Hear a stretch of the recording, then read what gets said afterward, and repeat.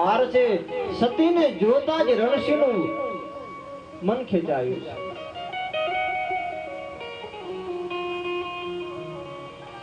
દાડો દેને ઉભા રાખે છે. કોણ છે તું? કે મહારાજ તમારી રૈયત છું. અરે કે તારા માથે હેલ ન શોભે, તું તો મારા રાજમહેલમાં શોભે. સતી કે છે રાજન મોટું સંભાળીને વાત કરો. સતી નારીનો પડછાયો પણ જો વડી જશે તો બળીને ભસ્મ થઈ જશે. સતી નારીમાં કેવી શક્તિ છે સાહેબ. બેનો મારે તમને એક વાત ખાસ કહેવી છે. ખાસ તમે કદાચ કંઈ પણ ન કરો, કંઈ પણ તમે ન કરો, તન મન ધનથી પતિની સેવા કરો, એ સ્ત્રીને ક્યાંય જવાની જરૂર નથી.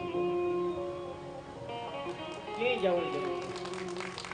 નારી ધર્મ પતિ દેવ ન પૂજા. નારીનો એકમાત્ર ધર્મ છે એનો પતિ જ એનો દેવ, બીજું કોઈ નહીં. ભાખરીયો સોમવાર, તીખો સોમવાર, મોડો સોમવાર, ખારો સોમવાર, એકે સોમવાર લેવાની જરૂર નથી. ધણી કે એટલું કરો, ધણી કે એટલું કરો, તમારે ક્યાંય જવાની જરૂર નથી. સતી સાવિત્રીની કથા તમે નથી સાંભળી કોઈ? યમરાજના મોઢામાંથી પોતાના ધણીને પાછી લે. સતીની કેવી મોટી શક્તિ છે.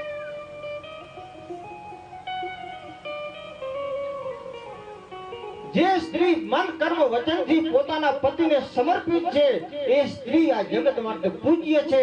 એ સ્ત્રી આ જગતમાં સ્ત્રી નથી, શક્તિ નથી, મહાશક્તિ છે. એ નારી નથી, નારાયણ છે.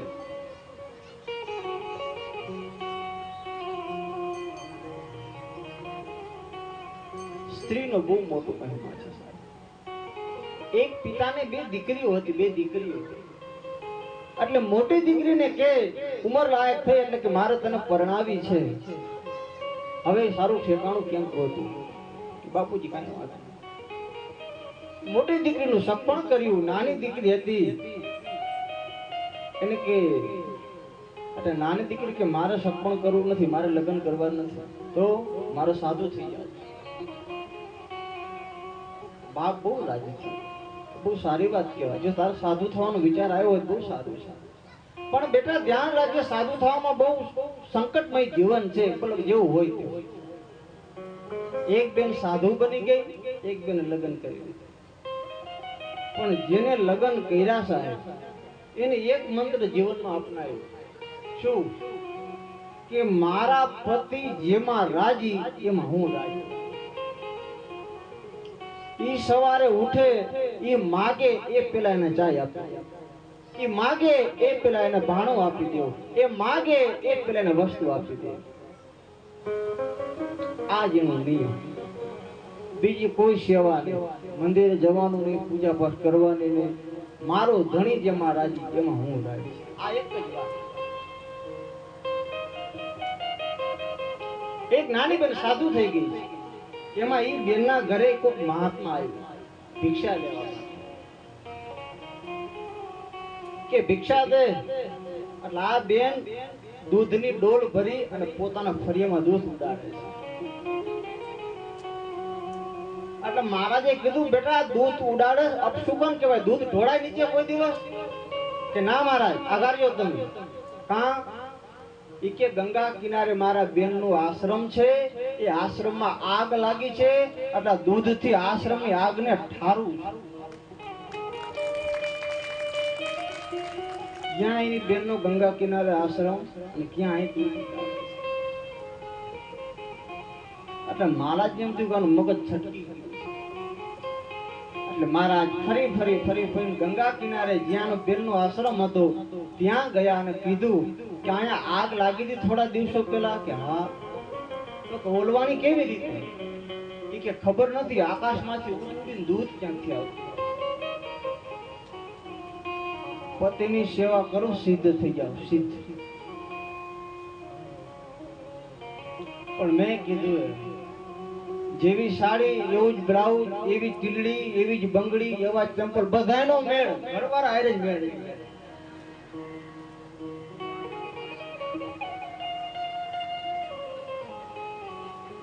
નારી ધર્મ પતિ દેવ. સીતાજીને અનસૂયા માં કહે છે આ જગતમાં 4 પ્રકારની સ્ત્રી હોય છે.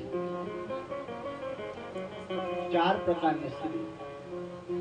એક સ્ત્રી સર્વથી ઉત્તમ સ્ત્રી એ છે જે પોતાના પતિ સિવાય બીજા કોઈ પુરુષને ઓળખતી જ નથી. આ જગતમાં એ સ્ત્રી સૌથી શ્રેષ્ઠ સ્ત્રી છે જે પોતાના ધણી સિવાય કોને ઓળખતી નથી. એવી સ્ત્રી એ સીતા જો ક્યાંક સામી મળે એને વંદન કરજો. એ મહાસતી છે. બીજું કે પોતાના પતિને જ પરમેશ્વર માને છે અને પતિ સિવાય જે કોઈ મળે એને ભાઈ અથવા તો પિતા માને છે. આ બીજા નંબરની સ્ત્રી છે. ત્રીજા નંબરની સ્ત્રી એ છે જે કુળ સમાજની મર્યાદામાં કઈ ખોટું પગલું ભરતી નથી. અને ચોથા નંબરની સ્ત્રી એ છે જેને કોઈ શરમ નથી, જેને કોઈ લાજ નથી, જેને કોઈ કઈ નથી. એ સ્ત્રી સૌથી કનિષ્ઠ સ્ત્રી છે.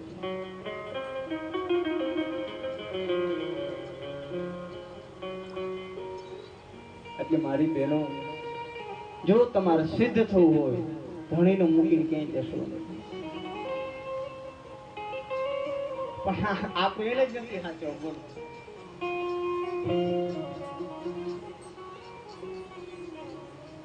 કરવા જેવું એ છે એ આપણે નથી કરતા. જે નથી કરવાનું એ આપણે દોષ કરીએ છીએ.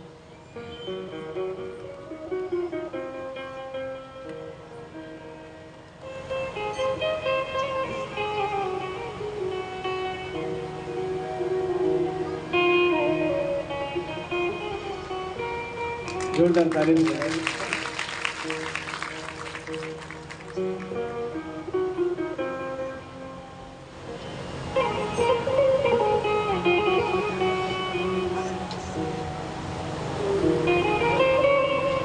એક સિદ્ધ મહાત્મા હતા. સિદ્ધ મહાત્મા. એ મહાત્મા की તપસ્યા કરતા હતા બેઠા બેઠા જંગલમાં. હજારો વર્ષ સુધી તપસ્યા કરી. એમાં એક બગલી ક્યાંથી ઉડીને આવી. બગલી. અને બગલી એની ઉપર વિષ્ટા કરી. એ બગલીનું ચક જેવું મહાત્માને માથે પડ્યું. મહાત્મા આમ આંખ ખોલી બગલીને બળીને ભસ્મ કરી નાખી. એવા સિદ્ધ મહાત્મા. અને ઉભા થઈ ગયા. પછી વિચાર આવ્યો કે હવે કોઈ ગામમાં જાઓ અને જો રોટલો મળે તો શરીર ટકે તો થોડું ભગવાનનું ભજન વધારે.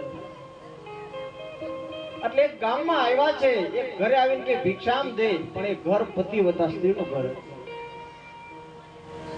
પત્ની બરાબર ભિક્ષા લઈને બારે આવે છે અને બરાબર એના ધણી એને રોકે છે. એટલે એની પત્નીએ કીધું બારાજ મહાત્મા આવ્યા છે એને ભિક્ષા આપી આવ, પછી તમારી પાસે આવતો તો કઈ વાંધો. એટલે સ્ત્રી મહાત્માને ભિક્ષા આપવા જાય છે. મહાત્મા તો સાધના સિદ્ધિનો અભિમાન છે. આટલી બધી વાર લાગે ભિક્ષા દેતા? તને ખબર નથી હું કોણ છું? મહાત્માએ ત્યાં આટલું કીધું ને ત્યાં ઓલી બેન કે તમે જે હોય તે, પણ હું ઓલી બગલી નથી. હું ઈ બગલી નથી. નજર પડવાની પડી. પતિની સેવા કરવાથી સાહેબ એ સ્ત્રીને સર્વસ્ત્ર અહીં મળી જાય છે. પતિની સેવા કરો. એ નથી કરતી. ઓલો અદક મહિનો આવે ને, અદક મહિનો આ બધું રહેતા છે ને કે અદક મહિનો નથી થતો. આંબુડું જાંબુડું કેરીનું કોઠી પડ્યું. ઘરે પોસો તો ચા વગરનો બેઠો પણ આયા ફળ ને ફૂલ ને દૂધ ને કેળા જમો જમો જુગના નાથ જમો. ઘરે ઓલો ગંગાઉ ખાતો.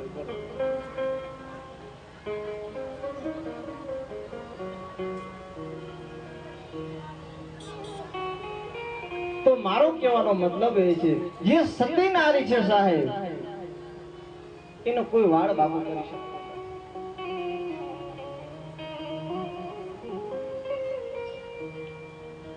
આવને વાતમાંથી વાત આવી ને તમે વાત કરી. આપણે બધા બહેનો જયા પાર્વતીના વ્રત કરે છે. જયા પાર્વતીના વ્રત શું લેવા કરે છે? સારો પતિ મળે એટલા એમને અમારો પતિ કઈક સારો મળે તો સારું એના માટે કરે. પણ ખરેખર આપણે લોકો વ્રત કોઈ કરીએ છીએ? હું જોઉં છું, મને જે દેખાય છે એટલે કહું છું. જયા પાર્વતીના વ્રત બહેનોને આવે એટલે શંકરે પૂજા કરવા જાય, જો વારો આવત ભરે ને તો શંકર માથે નાગલાનો ઘા કરી માની લેજો સેવા નીકળી જાય. ઓયા જાઉં છું, ઓયા જાઉં છું, ઓયા જાઉં છું, ઓયા જાઉં છું, રખડવામાં નવરા થાય. અને જેથી જાગરણ હોય, જાગરણ શું કરવાનું? જે દેવને તમે ઈષ્ટ માનીને પૂજ્યા છે, જે દેવને તમે ઈષ્ટ માની આરાધના કરી છે, આખી રાત રૂમ બંધ કરી એ દેવનો જાપ કરો, એને જાગરણ કહેવાય. બાકી આપણે જે કરી છે એનો ઉજાગરા.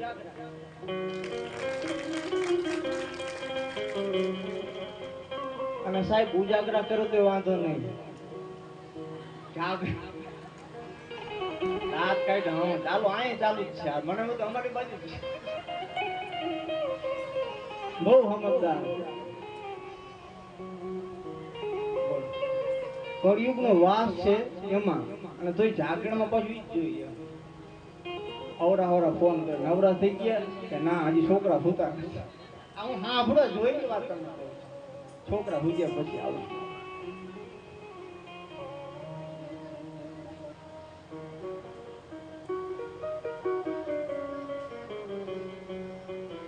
બહેનો ની આવડે ગજબ નો કે પુરુષો તો રમે સમજે, પણ બહેનો કેવા કારીગર કહેવાય.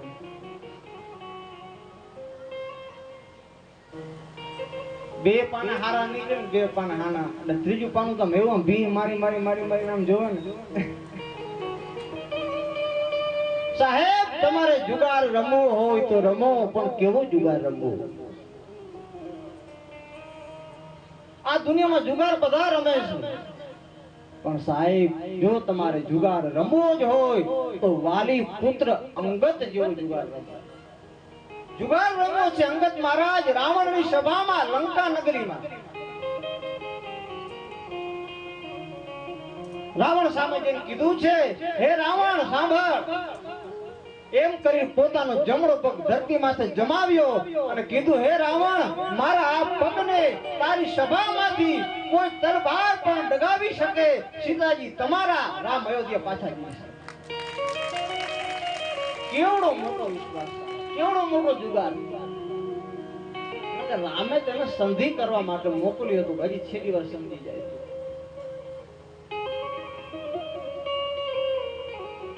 આવું જુગાર રમાય. ધીરુભાઈ કે ને એક બેન જુગાર રમે, મોડા હારી ગયા ને ફૂલ ગયા ઘરે આવે. રાત્રે 3-4 વાગ્યાનો ઘરવાળો જુગાર હારીને આવ્યો. તે ઓલી બેન હુતી હતી, એના સપનામાં જુગાર હાલે અને આ ઘરવાળા બાયણું ખોખાયું. તે ઓલી હુતી કે બે ઓલા આ કે ઉઘાડ ત્રીજો બારે ઉભો.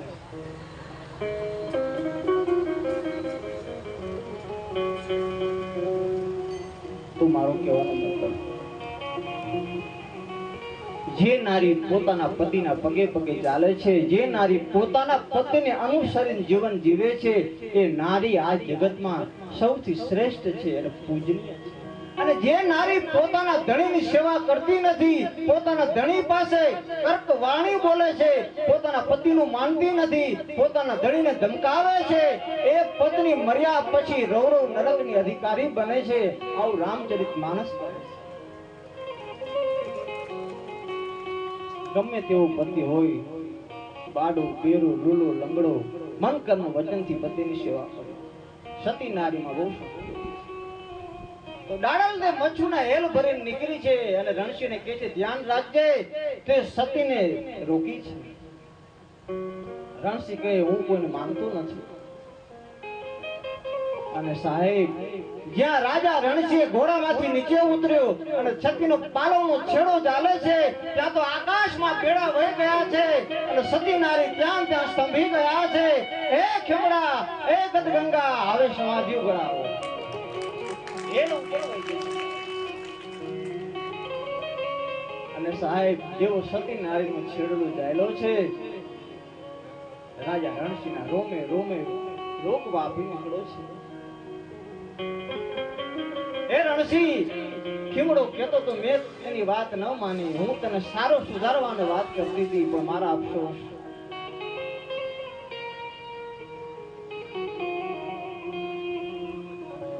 આનુગરે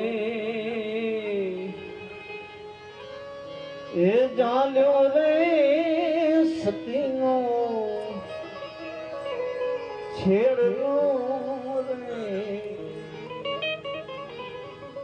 કેસો કેસો આનુગરા સે નેડલો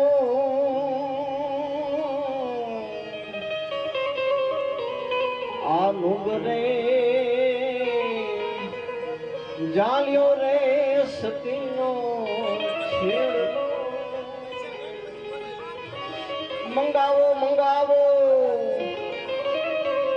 કવલી ગાયના દૂધ રે. આજ ગોરસડા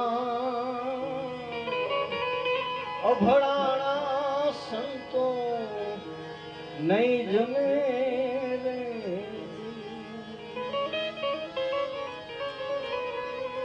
ટૂટ્યો ટૂટ્યો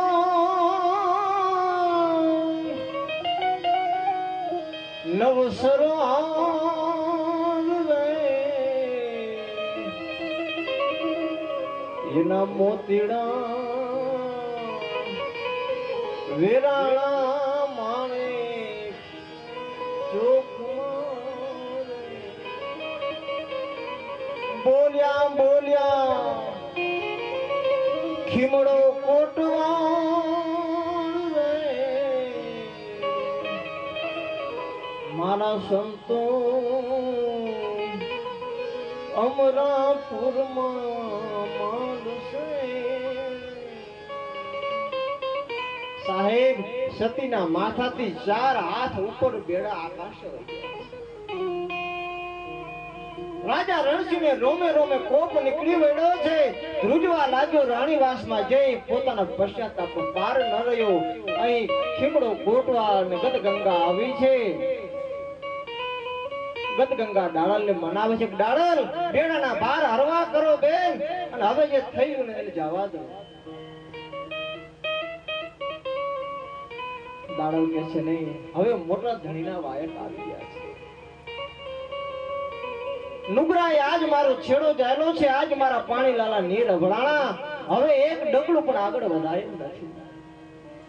એ ખીમડા ગદ બોલાવો, સંતોને બોલાવો અને સમાધિ કરાવો. અને સાહેબ એ સમયની અંદર આપણા મોરબીની અંદર આખી રામદેવજી મહારાજની ગદગંગા આવી. એટલું નહીં, સ્વયં રામદેવજી મહારાજ પોતે નેતલતે સાથે દાડલદીની સમાધિના પૂર્વે ત્યાં આવ્યા છે.